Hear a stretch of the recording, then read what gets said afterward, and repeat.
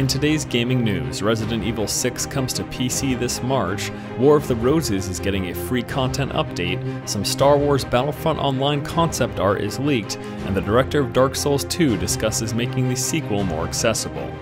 Hello ladies and gentlemen, welcome back to the show. It is Monday, December the 19th, and my name is Force. Here with today's gaming news. First up today, the PC version of Resident Evil 6 will be available this March. The PC version of Resident Evil 6 launches on March 22nd in North America and Europe. The game will be available only through digital download in North America, while both a digital and retail version will be coming to Europe. The PC port comes with all title updates for Resident Evil 6, including Ada Wong's campaign and the No Hope difficulty mode. And not a single was given. I'm just kidding. But really nobody cares. Unfortunately, I've heard nothing but terrible things about Resident Evil 6, and who knows, maybe they'll get things right in the PC port. It's just highly unlikely. I'll be checking out the game once it's available for PC this March, but once again, I'm really not expecting much. Next up in news, War of the Roses, the medieval action game, will be getting a free content update later this week. This latest update for War of the Roses, titled Winter Has Arrived, will be adding some season-themed content to the game. Included are 2 new snow maps based on the battles of Towton and Wakefield, along with new armor and weapons. The Winter Has Arrived content update will be available free of charge on December 19th. Moving on, we have some concept art for a game that was never actually fully announced, Star Wars Battlefront Online. Last week, gaming site Siliconera posted leaked concept art for the never officially announced Star Wars Battlefront Online.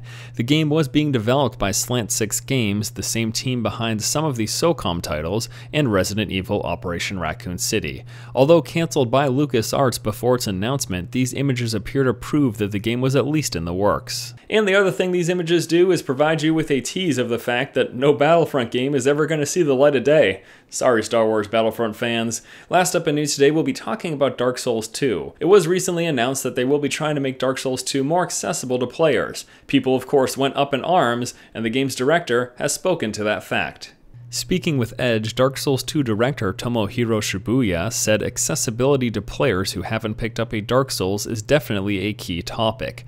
Right in the beginning, when players first pick up the game, is something that I will definitely focus on, to not immediately throw them into Dark Souls, but provide a good introduction in terms of what the game's about and how the game should be played. He went on to say that he hopes making these adjustments in the very beginning of the game will draw players in without sacrificing the game's challenge and mystery later on. So there you have it, Dark Souls fans. You can stop crying about the fact that the game will be more accessible, because it doesn't mean they're making it easier, just, well, actually, I guess they are making it easier, at least easier to get into, but I don't really think that that's a bad thing. Most games nowadays come with a tutorial, and if you are clinging on to the nostalgia of games that provided you no direction or information at all, well, it looks like the next Dark Souls isn't going to have that. And that will lead me into today's question of the day is, what do you think of this announcement? Again, it was announced last week that they'll be making Dark Souls more accessible, but based on this upcoming interview, we have an idea as to what he specifically means. They'll be adding a tutorial to ease people into the game, but hopefully the mid and the late game will still be just as difficult and interesting. I can understand the allure of a title that provides you with no direction whatsoever,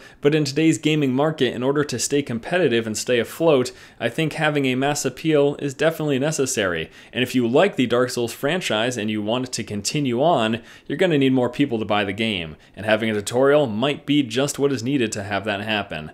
Alright guys, that's going to wrap up this episode of the Force Feed. As always, thank you so much for watching. Once again, this has been Force, and you've just been Force fed. They're destroying my Dark Souls and making the game for noobs.